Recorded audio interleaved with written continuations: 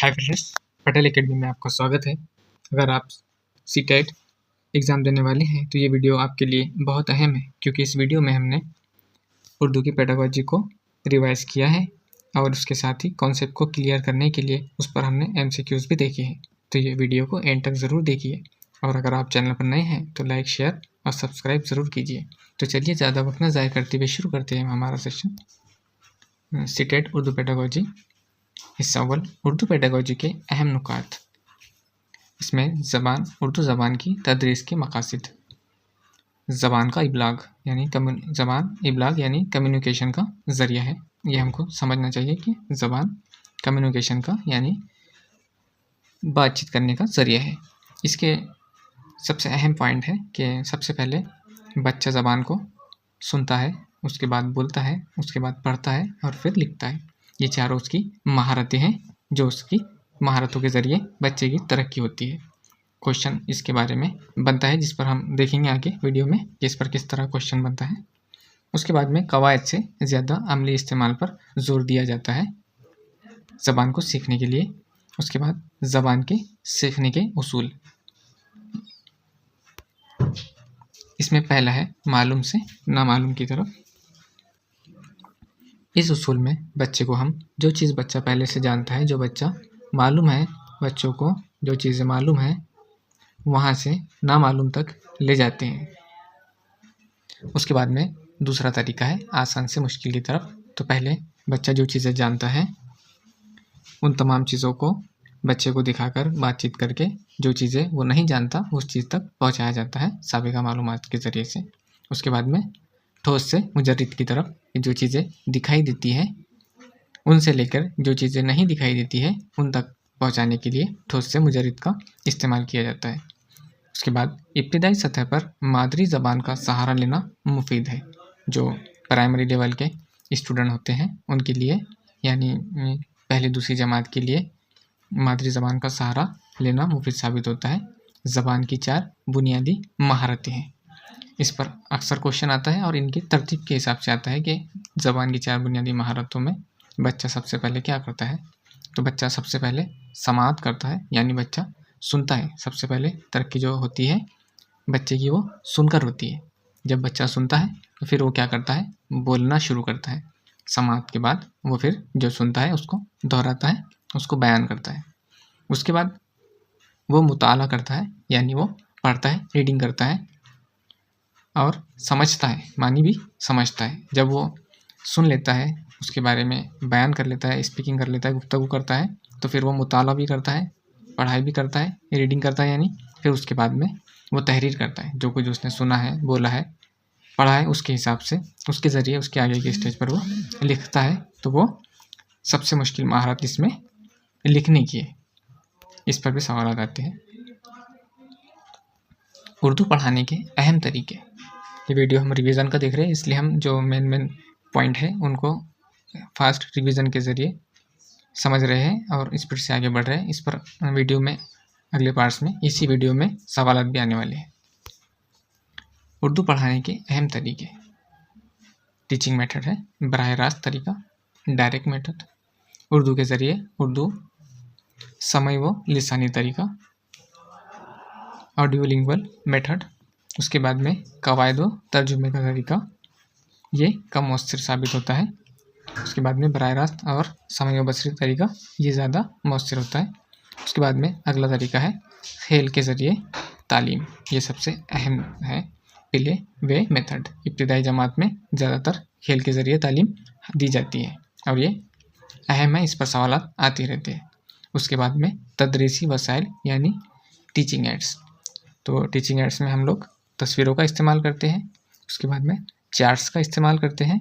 उसके बाद में फ्लैश कार्ड्स का इस्तेमाल करते हैं, ब्लैक बोर्ड इस्तेमाल करते हैं, ऑडियो और वीडियो, ये तमाम चीज़ें तदरीजी वसाइल में इस्तेमाल होती है। इन पर भी सवाल आते हैं जो हमने देखे हैं। इसमें तस्वीरें हैं, चार्ट्स हैं, फ्लैश कार्ड्स है, ब्लैक बोर्ड है, ऑडियो है और वीडियो है। ये तमाम चीज़ें तदरीसी वसाइल के ज़रिए इस्तेमाल की जाती है। और रोज़मर्रा की अशिया TLM। उसके बाद में जांच व तशखीस, इवैल्यूएशन, मुसलसिल और जामे जांच यानी CCE, सिर्फ इम्तिहान नहीं बल्कि रोज़मर्रा मुशाहिदा भी कमज़ोर तलबा के लिए इस्लाही तदरीस मुसलसल और जामे जाँच में सिर्फ इम्तिहान नहीं बल्कि रोज़मर्रा मुशाहिदा किया जाता है कि बच्चा किस स्टेज पर है, कल ये कहाँ था, आज के स्टडी के बाद इसका मुताला कहाँ है, इसकी तशख़ीस की जाती है। उसके बाद में अगला तरीका है गलतियों की दुरुस्ती। इसमें देख रहे हैं हम कि गलतियों की दुरुस्ती बच्चों को हम किस तरह करें, तुलबा की हौसला अफजाई के साथ इस्लाह करेंगे। गलतियों की दुरुस्ती में क्या करेंगे हम, तुलबा की हौसला अफजाई के साथ उनकी इस्लाह करेंगे। सवाल में दिया गया है कि बच्चों की गलतियों की तुम किस तरह इस्लाह करोगे, तो उसमें 3-4 ऑप्शन रहेंगे। उसमें एक ऑप्शन ये भी रहेगा कि तुलबा की हौसला अफजाई के साथ इस्लाह करेंगे, डांट डपट या उनका मजाक नहीं उड़ाएंगे। ये जहाँ कहीं भी रहा ऑप्शन किसी क्वेश्चन का तो हम फ़ौरन उसको कट कर देंगे कि ये नहीं हो सकता, एक टीचर का ये काम नहीं है। अगर से बच्चे को डांट डपट या उसकी मजाक उड़ाएगा तो बच्चे की हौसला अफजाई नहीं होगी, वो पढ़ाई से उसका दिल उगता जाएगा। इसलिए उसकी हौसला अफजाई के साथ उसकी इस्लाह करना है, डांट डपट का या उसकी मजाक नहीं उड़ाना है और मुस्बत इस्लाह करना है। उसके बाद में अगला है कसीर लसानी जमात। तुलबा के घरेलू ज़बान का एहतराम करेंगे। अब इसमें अलग अलग ज़बानों वाले तुलबा रहेंगे। कसीर लसानी है तो उसमें हम क्या करेंगे कि जो उसकी मदर टंग है या उसके घर में जो बातचीत होती है उस पर उसकी मजाक नहीं उड़ाएंगे बल्कि उसका एहतराम करेंगे और उसके ज़रिए से ही उसको बाकी ज़बानों का इल्म देंगे। मवाजना और रब्त का तरीका और उसके बाद में शमूलियाती तालीम का तरीका। इस तरह हमने पेडागोजी के मेन टॉपिक को भी देखा है। अब इन पर किस तरह से सवाल आते हैं, अब हम सवालात को भी देखने वाले हैं। अगरचे आप चैनल पर पहली मर्तबा आए हैं तो चैनल को ज़रूर सब्सक्राइब कीजिए ताकि सीटेट से मुतालिक तमाम अहम अपडेट आपको इस चैनल के ज़रिए मिलती रहे। अब हम यहाँ पे उन टॉपिक्स पर सवालात देख रहे हैं। सवाल 1, उर्दू ज़बान की तदरीस का बुनियादी मकसद क्या है? इसके 4 ऑप्शन हैं। ऑप्शन ए कवायद याद करना, ऑप्शन बी नज़्में रटवाना, ऑप्शन सी इबलागी महारत की तरक्की और ऑप्शन डी सिर्फ ये लिखना सिखाना। तो हम जब एग्ज़ाम सॉल्व कर रहे हैं, पेपर सॉल्व करेंगे तो एग्ज़ाम में हम पर प्रेशर होता है, इसलिए हम वहाँ पर सही ऑप्शन ना ढूंढते हुए सबसे पहले हम जो इसकी टिक्स है उसमें हम देखेंगे कि कौन सी चीज़ें नहीं हो सकती। तो इसमें जो सिर्फ लिखा हुआ आता है ये ऐसे ऑप्शन तो बिल्कुल भी नहीं होते। जहाँ रटवाना लिखा हुआ आता है ऐसे ऑप्शन बिल्कुल भी होते। हमें कोई चीज़ सिर्फ में नहीं और रटवाने में नहीं रहता है, याद करवाना है, रटवाना है, ये चीज़ें नहीं होंगी। अब यहाँ पे हमारे 3 ऑप्शन ऐसे ही कट हो गए, यानी हमको कोई चीज़ इसका ये सवाल का हमने कभी पढ़ाई नहीं की, लेकिन हमने एलिमिनेशन मेथड के ज़रिए ये देखी है कि ये चीज़ें टीचिंग में यूज़ नहीं होती, कि सिर्फ लिखना ही सिखाना नहीं है, तमाम चीज़ें सिखाना है, सिर्फ नज़में ही नहीं पढ़ाना है, सबक भी पढ़वाना है या रटवाना नहीं है। तो ये चीज़ें हमें समझ में आ गई तो हमने एलिमिनेशन मेथड के ज़रिए यहाँ पे हमारा एक ऑप्शन सही निकल रहा है, इबलागी महारत तरक्की है कि ज़बान की तदरीस ये जो है तो कम्युनिकेशन के लिए है, बातचीत के लिए है। ये हमने जब टॉपिक शुरू किया उसमें पहले ही देखे, हम आपको बता देते कि यहाँ पे उसका पहला क्वेश्चन उसी पर है। ये जब हम यहाँ पे पॉइंट देख रहे थे हमने पहले पॉइंट में देखे कि ज़बान इबलाग कम्युनिकेशन का ज़रिया है। अब यही ऑप्शन हमें इस क्वेश्चन में दिखाई दिया है। तो इस क्वेश्चन में हमें इबलागी महारत की तरक्की ज़बान के लिए है, ये हमें समझ में आ गया है। अब हम देखेंगे अगला क्वेश्चन, ज़बान सीखने की सबसे पहली महारत कौन सी है? ज़बान सीखने की सबसे पहली महारत कौन सी है? अब हमने ऊपर ही पढ़ा है कि सबसे पहली महारत कौन सी है, अब इनको जो उसका तरतीब है वो हमें अच्छी तरह से याद होनी चाहिए। यहाँ देखेंगे हम कि ज़बान सीखने की सबसे पहली महारत कौन सी है। तो इसका जो शॉर्टकट याद रखने का है तो हमको सिर्फ यही याद रखना है, LSRW, ये इसकी तरतीब है कि बच्चा क्या करता है, पहले लिसनिंग करता है, फिर स्पीकिंग करता है, फिर रीडिंग करता है और फिर राइटिंग करता है। यानी सबसे पहले बच्चा सुनता है, फिर बोलता है, फिर पढ़ता है और फिर लिखता है। तो LSRW ये हमें याद रखना है, शॉर्ट ट्रिक है, इसके हिसाब से यही तरतीब है और इस पर कम से कम पूरे एग्ज़ाम में 2 से 3 सवाल आते रहते हैं। अब यहाँ इसके हम ऑप्शन पढ़ेंगे। ऑप्शन ए है तहरीर, बी है मुताला, सी है गुफ्तगू और डी है समात। अब समात यानी सुनना होता है, तो सही जवाब हमारा ऑप्शन डी है, समात। अगला क्वेश्चन देखेंगे हम, क्वेश्चन नंबर 3। उर्दू पढ़ाने का सबसे मौसर तरीका कौन सा है? उर्दू पढ़ाने का सबसे मौसर तरीका कौन सा है? कवायदु तर्जुमा, लेक्चर तरीका, बराह रास्त तरीका और इमला। अब हमने इसमें पढ़े, आगे ही देखिए कि कौन सा तरीका है। तो हमारा सही ऑप्शन सी है,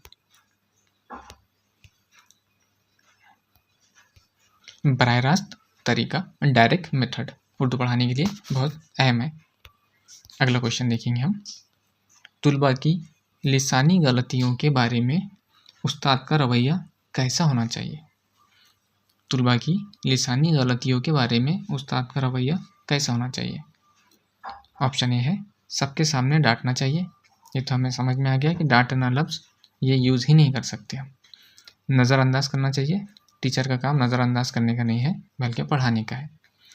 मुस्बत अंदाज में इस्लाह करना, सज़ा देना। ये भी एलिमिनेशन मेथड के ज़रिए हम यहाँ पर सही जवाब ला सकते हैं। क्या यहाँ पे आया है, सबके सामने डांटना, ये तो हम हो ही नहीं सकता। नज़रअंदाज करना ये भी नहीं हो सकता, और सज़ा देना ये भी नहीं हो सकता। तो मुस्बत अंदाज में इस्लाह करना ये हमारा सही ऑप्शन है। अगला क्वेश्चन देखेंगे हम, कसीर लिसानी जमात में उस्ताद को क्या करना चाहिए? ऑप्शन ए, सिर्फ एक ज़बान इस्तेमाल करे। जहाँ सिर्फ लफ्ज़ आया वो हमारा ऑप्शन सही नहीं होता। तुलबा की ज़बान को नज़रअंदाज करे, नज़रअंदाज करने वाला ऑप्शन भी सही नहीं होता। तुलबा की ज़बान का सहारा ले, सिर्फ किताब पढ़ाए, सिर्फ वाला ऑप्शन भी सही नहीं होता। तुलबा की ज़बान का सहारा ले, ये हमारा ऑप्शन सही है कि जो ज़बान उनकी मदर टंग है उसका सहारा लेके उनको बाकी ज़बानें सिखाई जाए, क्योंकि ये कसीर लिसानी जमात है, इसलिए तुलबा की ज़बान का सहारा लिया जाएगा। और हमारा सही ऑप्शन सी रहेगा। अगला क्वेश्चन देखेंगे हम, CCE से क्या मुराद है? CCE से क्या मुराद है? ऑप्शन ए, सालाना इम्तिहान,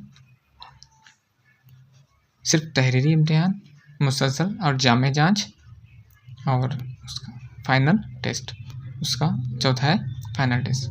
लेकिन इसका सही ऑप्शन नंबर सी मुसलसल और जामे जांच है। इस सवाल को हमने यहाँ इस टॉपिक में देखे, जांच व तशखीस यानी इवैल्यूएशन, इसमें मुसलसल और जामे जांच यानी CCE है। मुसलसल और जामे जांच यानी CCE है। इसमें सिर्फ इम्तिहान नहीं बल्कि रोज़मर्रा का मुशाहिदा भी शामिल है, और कमज़ोर बच्चों के लिए इस्लाही तदरीस भी उसमें शामिल है। CCE यानी मुसलसल और जामे जांच, जो सिर्फ एग्ज़ाम में नहीं होंगी बल्कि इम्तिहान के अलावा रोज़मर्रा के मुशाहिदा भी इसमें शामिल है, और कमज़ोर तुलबा के लिए उसकी इस्लाही तदरीस भी उसमें शामिल है। अगला क्वेश्चन देखेंगे हम, तहरीरी महारत मुश्किल क्यों समझी जाती है? तहरीरी महारत यानी लिखना मुश्किल क्यों समझी जाती है? ऑप्शन ए, क्योंकि ये बोरिंग होती है। ऑप्शन बी, इसमें तमाम महारतों का इस्तेमाल होता है। ऑप्शन सी, उस्ताद की वजह से। ऑप्शन डी, किताब की वजह से। तो हमें इसमें समझ में आ रहा है कि इसमें सही ऑप्शन बी है, इसमें तमाम महारतों का इस्तेमाल होता है। बच्चा पहले सुनता है फिर बोलता है, बच्चा पहले सुनता है फिर बोलता है, स्पीक करता है, फिर पढ़ता है और बाद में लिखता है। तो तमाम महारतों के इसमें इस्तेमाल है, इसलिए तहरीरी महारत मुश्किल समझी जाती है।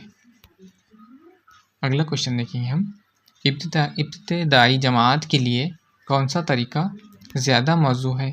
इब्तिदाई जमात यानी प्राइमरी लेवल की पहली दूसरी जमात में कौन सा तरीका ज़्यादा मौसर है या मौजू है? लेक्चर का तरीका तो नहीं हो सकता, कवायदी तरीका ये भी नहीं हो सकता, इमला का तरीका ये भी नहीं हो सकता।